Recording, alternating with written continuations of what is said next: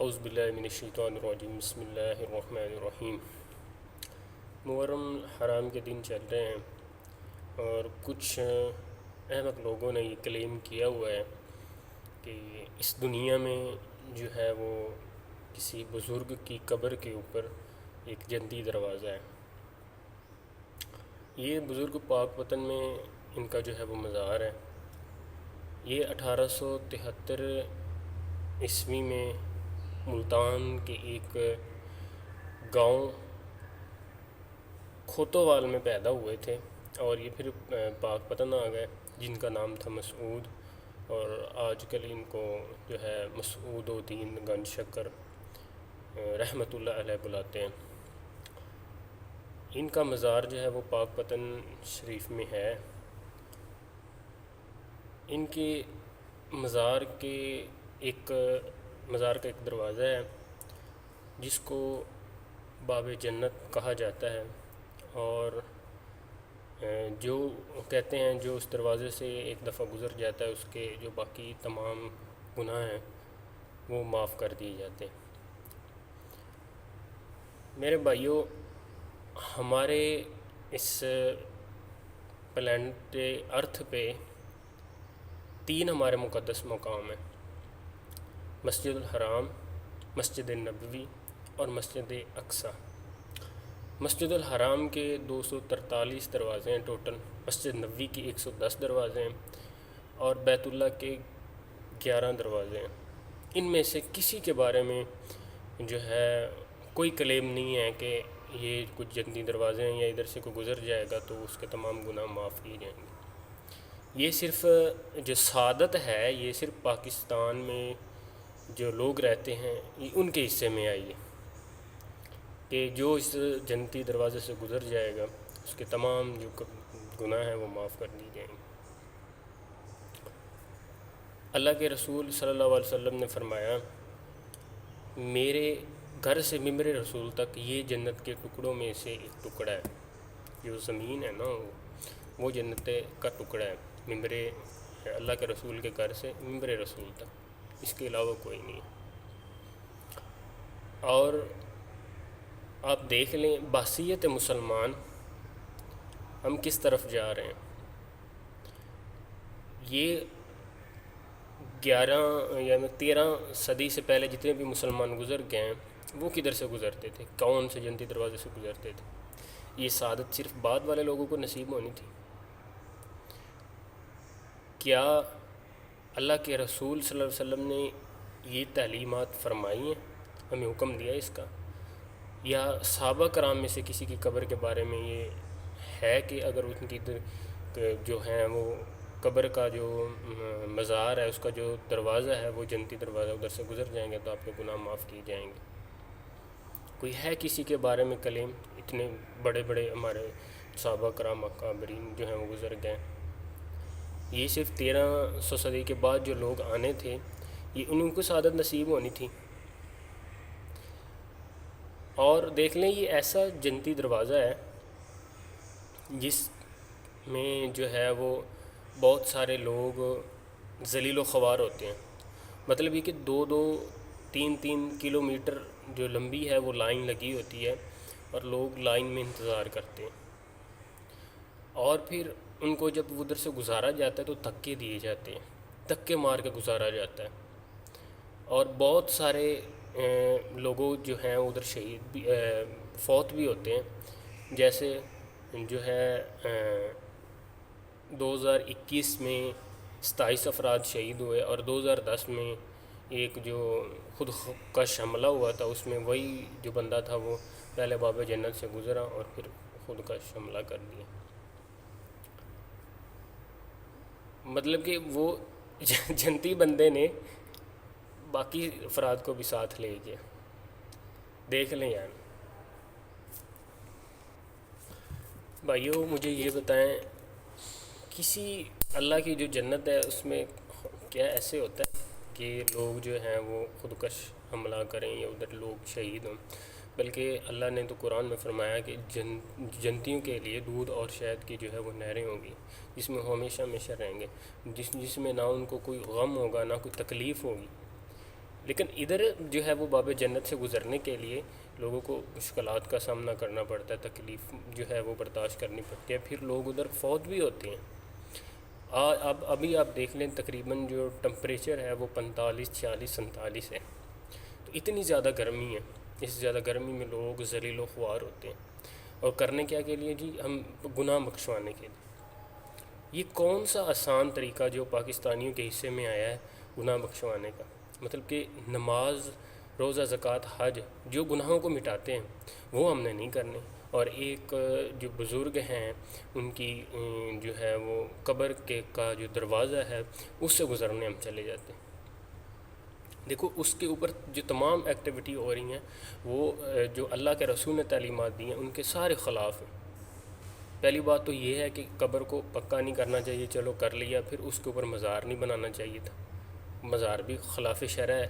اور پھر چلو اس حد تک چلے گئے، ادھر تک نہیں رکے، اس حد تک چلے گئے کہ اس کے جو دروازہ ہے اس کو باب جنت کہہ دیا۔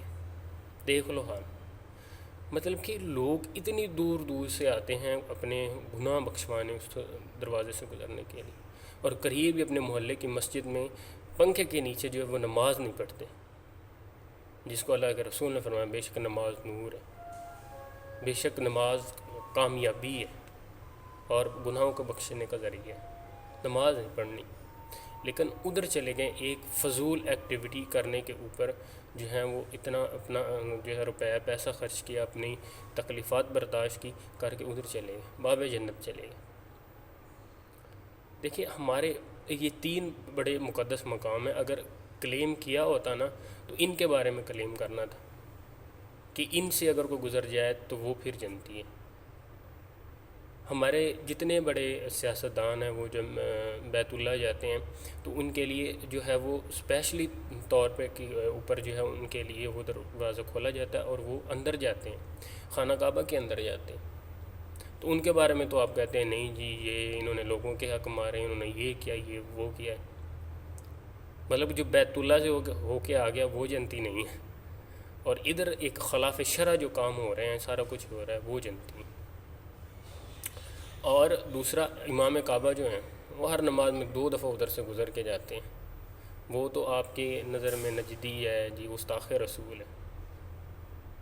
تو میرا بھائی صرف جنت صرف اللہ اور اللہ کے رسول کے احکامات کے اوپر آپ عمل کریں گے تو پھر ہی جنت آپ کے لیے ہے، ورنہ یہ کوئی آسان حل نہیں ہے، یا جنت میں جانے کا کوئی آسان ذریعہ ایسا نہیں ہے کہ آپ کسی کی قبر کے کسی دروازے سے گزر جائیں گے تو آپ کے تمام کبیرہ صغیرہ گناہ معاف کیے جائیں گے۔ اور یہ سعادت تو پھر تمام مسلمانوں کے لیے ہونی چاہیے تھی، یہ کیوں پھر پاکستانیوں کے حصے میں ہے؟ کیوں پوری عالم اسلام میں یہ سعادت حاصل ہونی چاہیے، یا کسی ہر ملک میں ایک بزرگ اور بابے کا جو ہے وہ مزار کی جو دروازہ ہے وہ ہونا چاہیے تھا؟ تو کیا اللہ نے ناانصافی کرنی تھی، باقی مسلمانوں کو محروم رکھنا تھا اس چیز سے؟ اللہ نے جس کام کے لیے نبیوں کو بھیجا اور ان کے اوپر اتنی مشکلات تکلیف جو ہے انہوں نے برداشت کی، تو کیا آپ سمجھتے ہیں کہ کیا آپ ایک دروازے سے گزر جائیں گے تو آپ جنت حاصل کر لیں گے؟ نبیوں نے کس چیز کے لیے محنت کی، کس چیز کے لیے اللہ کا پیغام جو ہے وہ لوگوں تک پہنچایا، یا ہمارے جو نیک لوگ ہیں، مومن لوگ ہیں، وہ کس چیز کے لیے یہ ساری محنت کر رہے ہیں؟ مطلب کہ ایک بندہ جو گنہگار ہے، شراب ہے، زنا کرتا ہے، سارا کچھ کرتا ہے، بے نمازی ہے، وہ ایک دروازے سے گزر جائے وہ جنتی ہو گیا، اور جو اتنا بڑا جو ہے عمل کر رہا ہے، نماز، روزہ، زکوٰۃ، تمام فرائض ادا کر رہا ہے، اور اللہ کے رسول کے جتنے بھی احکامات ہیں ان کے اوپر عمل کر رہا ہے، تو وہ نعوذ باللہ کیا ہے، وہ جنتی نہیں ہے؟ خدا را جو لوگ ہمارے یہ کام کر رہے ہیں یا اس ایکٹیویٹی میں شامل ہیں وہ ہٹیاں اللہ اور اللہ کے رسول کی طرف آئیں، جو احکامات اللہ اور اللہ کے رسول نے بتائے ہیں ان کی طرف آئیں۔ یہ جنتی دروازے کی کوئی حقیقت نہیں ہے، کوئی ادھر سے گزر جائے یا کوئی 3 دفعہ گزر جائے، سالوں سال گزرتا رہے، نہیں، بلکہ آپ گنہگار ہو رہے ہیں، اس ایکٹیویٹی میں شامل ہو کے گنہگار ہو رہے ہیں۔ یہ کیونکہ اللہ کے رسول کی تعلیمات کے خلاف اللہ کے رسول نے فرمایا، صحیح مسلم میں حدیث مبارک ہے، اللہ کے رسول نے فرمایا میں تمہیں منع کرتا ہوں قبروں کو پکا کرنے سے، ان کے اوپر عمارت گاہ بنانے سے، ان کے اوپر مجاور بن کے بیٹھنے سے۔ لیکن ہم نے کیا کہ ہم لوگوں نے بجائے یہ ساری چیزیں نہ کرنے کے، ہم نے اس مزار کے دروازے کو باب جنت بنا لی اور کہا جو اس سے گزر گیا اس کے تمام جو گناہ ہیں وہ معاف ہو جائیں گے۔ تو مسلمانوں، آؤ اللہ اور اللہ کے رسول کی طرف آؤ، اللہ اور اللہ کے رسول کے احکامات کی طرف آؤ۔ خدا را ان تمام چیزوں کو چھوڑ، بے شک وہ نیک لوگ تھے لیکن ان کو اس طرح پروڈیوس نہ کرو کہ اللہ تو فرماتا قرآن میں جو مردہ ہیں ان کو آپ اپنی بات نہیں سنا سکتے، وہ آپ کے کسی نفع نقصان کے مالک نہیں ہیں، تو پھر ان کی مزار کا دروازہ باب جنت کیسے ہو سکتا ہے؟ غور فرمائیں ذرا، ایک بندہ ہمارے نفع نقصان کا مالک بھی نہیں ہے تو اس کی مزار کا دروازہ جو ہے وہ کیسے باب جنت ہو سکتا ہے؟ اللہ کے رسول نے پوری زندگی میں اپنی جو زندگی تھی اس میں کوئی کلیم نہیں کیا کہ ادھر سے کوئی گزر جائے تو وہ جنتی۔ یار خدا را خوف کریں اور ایسا جنتی دروازہ جس کے اوپر پوری جو پنجاب پولیس ہے وہ تعینات کی ہوئی، مطلب کہ جنت کے لیے، باب جنت کے لیے لوگوں کو دھکے دیے جا رہے ہیں، لوگ ادھر فوت ہو رہے ہیں، پنجاب پولیس تعینات ہو رہی ہے، یہ سارے معاملات ہو رہے ہیں۔ جنت میں تو سکون ہوتا ہے، جنت میں تو نہ کوئی تکلیف نہ کوئی مشکلات، کوئی شے نہیں ہے، صرف سکون ہی سکون ہے۔ لیکن ادھر کون سا باب جنت ہے جس میں جو ہے وہ اتنی مشکلات یہ سارا کچھ برداشت کرنا پڑتا ہے، اور پھر بھی لوگ اپنا مال خرچ کرتے ہیں، اپنی جان کو اذیت دیتے ہیں، دے کے یہ سارا کچھ کرتے ہیں۔ تو میرے بھائیوں، آؤ جو اسلام اللہ کے رسول نے بتایا اس کی طرف آؤ، بجائے کہ کسی کے بتانے پہ، کسی کے کہنے پہ۔ نہیں، یہ اسلام نہیں ہے، اسلام وہی ہے جو اللہ نے قرآن میں کہا اور اللہ کے رسول کی جو حدیث مبارکہ ہیں، نبی کی سنت ہے، وہی اسلام ہے بس۔ اور اس اسلام میں نہ تو ہمیں قرآن میں اور نہ ہی اللہ کے رسول کی زندگی میں ایسی کوئی چیز ملتی ہے جس میں جو ہے وہ کسی دروازے سے آپ گزر جائیں اور آپ کے گناہ معاف کیے جائیں۔ معافی صرف جو ہے وہ اللہ کے حضور آپ پیش ہوں گے، معافی طلب کریں گے تو پھر ہی آپ کے گناہ معاف کیے جائیں گے۔ تو آئیں نا، کیوں جا رہے ہیں ادھر؟ کہ اللہ کے در کو کہیں جا رہے ہیں آپ؟ اللہ کے در کو چھوڑ کے جا رہے ہیں؟ اللہ تو بار بار بلا رہا ہے، آؤ میرے پاس، بار بار کرو گناہ میں پھر معاف کرتا ہوں، کرو گناہ میں پھر معاف۔ تو چھوڑیں نا ان سب کو، آئیں اللہ کی طرف، کریں اللہ کے حضور آئیں، اللہ کے حضور سجدے ریز ہوں اور معافی مانگے اللہ سے۔ دیکھیں اللہ پھر کیسے آپ کو گناہ معاف کرتا، گناہ معاف نہیں کرتا، پھر کہتا ہے کہ میں اسے نیکیوں میں بدل دیتا ہوں۔ تو بجائے کہ ہم کسی باب جنت کی طرف جائیں، ہمیں اللہ کے حضور پیش ہونا چاہیے، اللہ کے ساتھ جو ہے نا وہ لگن لگانی چاہیے اور اللہ کے حضور پیش ہو کے ان سے معافی مانگنی چاہیے اپنے گناہوں کی، اور اللہ پاک بے شک اللہ پاک معاف کریں گے اور آپ کی جو تمام گناہ ہیں ان کو نیکیوں میں بدل دیں گے۔ تو میرا بھائی، اللہ رحمان ہے، رحیم ہے، رحم کرنے والا ہے، اور مشرک کی میرا بھائی کوئی معافی نہیں، کوئی توبہ نہیں، اللہ جو ہے وہ اس کو نہیں معاف کریں گے۔ رسول اللہ صلی اللہ علیہ وسلم جو ہے ان کا ذمہ جو ہے وہ مشرک سے اٹھا ہوا ہے۔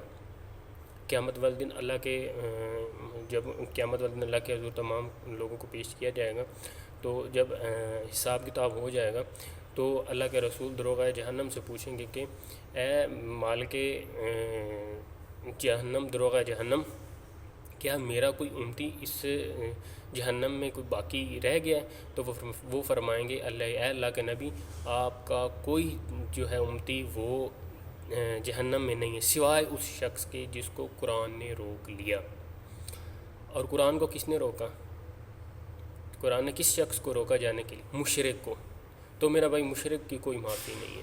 تو اللہ کے واسطے ان تمام خرافات، تمام چیزوں سے ہٹ جائیں اور اللہ کے رسول کی طرف واپس آئیں، اللہ کے رسول کی تعلیمات پر عمل کریں، اور یہ باب جنت کی کوئی حقیقت نہیں، کوئی کچھ نہیں، کوئی گناہ معاف نہیں ہوتے، کوئی کچھ نہیں ہوتا، ایسی تعلیمات ہمارے اللہ کے رسول کے احکامات میں ہمیں کوئی نہیں ملتی۔